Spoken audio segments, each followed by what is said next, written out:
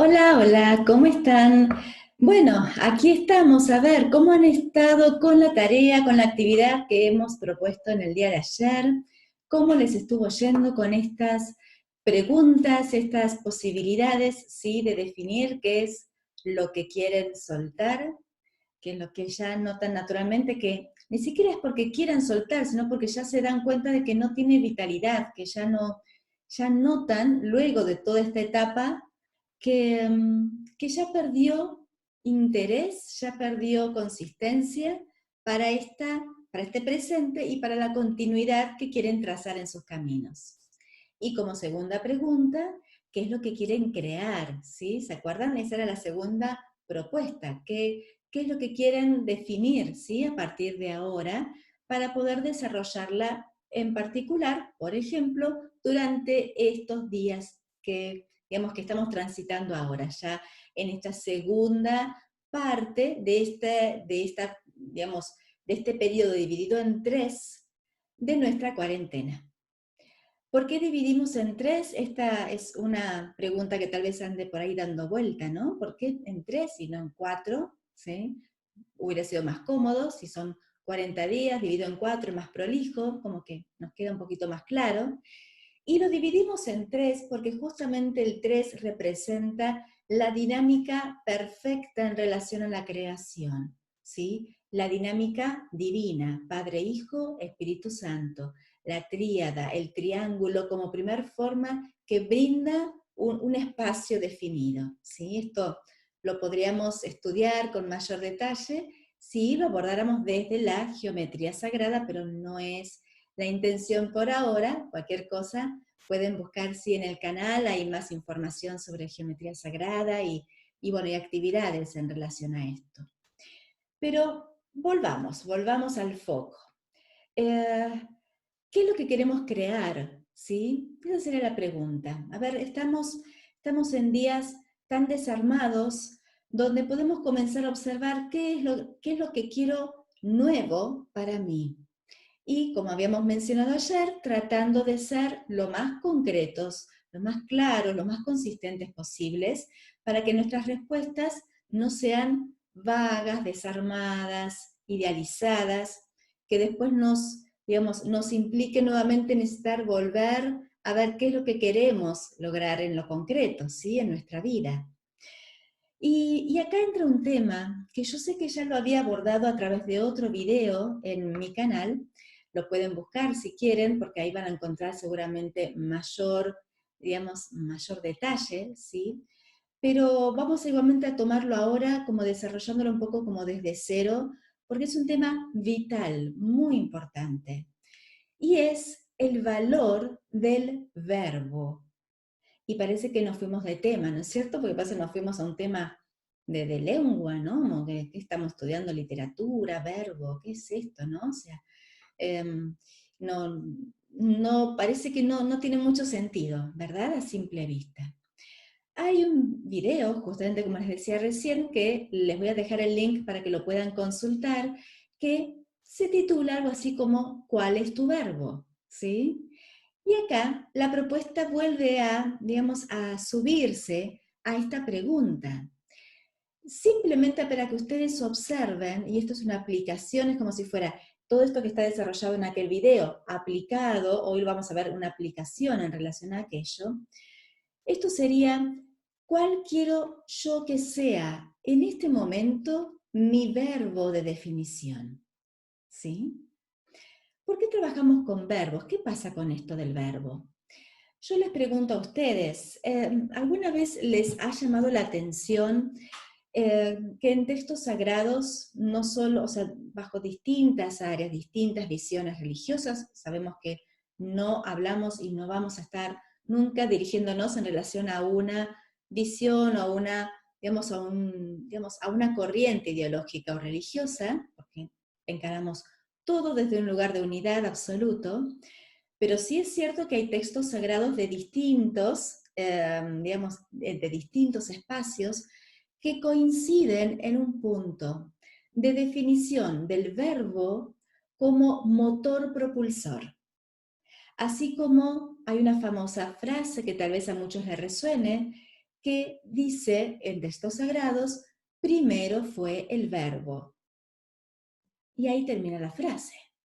Primero fue el verbo. Y uno lee eso o escucha eso y dice, ¿qué quiso decir? No se entiende, ¿no? ¿Qué como primero fue el verbo? Y sí, porque primero es el verbo. ¿Por qué? Porque el verbo define, olvidémonos de qué significa el verbo para nuestra mente, significa una palabrita que representa, ¿sí? O sea, vamos a quitarle por un segundito la visión como demasiado gramática, ¿sí? Veamos justamente que el verbo es lo que define cómo funciona y cuál es el motor de creación.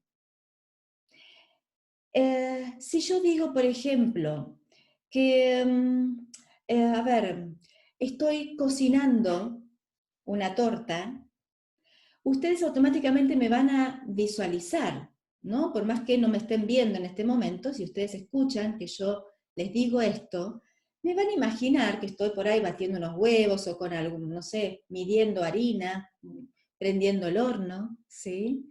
Van a visualizar alguna imagen que tenga que ver con esa acción. ¿Por qué? Si ustedes no me están viendo.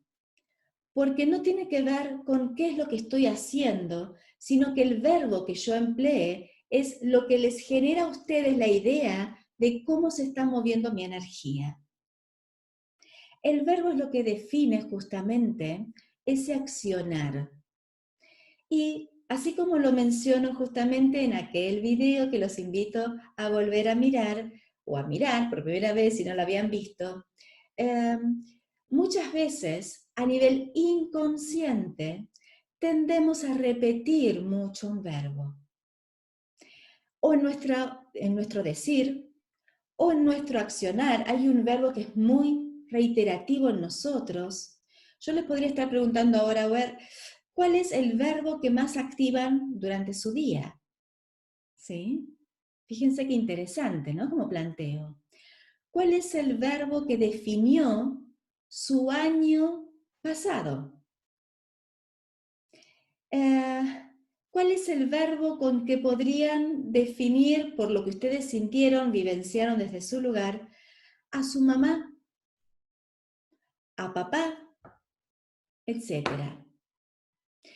Cuando buscamos el verbo hay como una simplificación muy clara, muy contundente en relación a la esencia del significado, el sentido al que estamos apuntando. ¿Sí? Y no tiene que ver específicamente con un hacer, que esto sería por ahí una traducción como muy directa desde lo que sería a nivel lingüístico.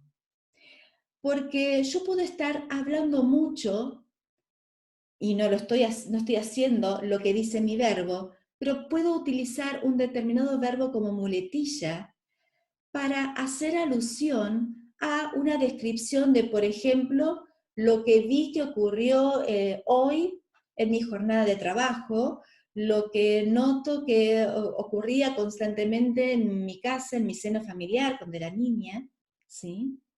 Entonces, más allá de que pueda identificarme en forma directa con una acción que hoy estoy eligiendo activar, el poder buscar el verbo es como si fuera encontrar aquel, digamos, aquel eje por el cual yo siento que muchas veces la energía se fue como dirigiendo en forma automática.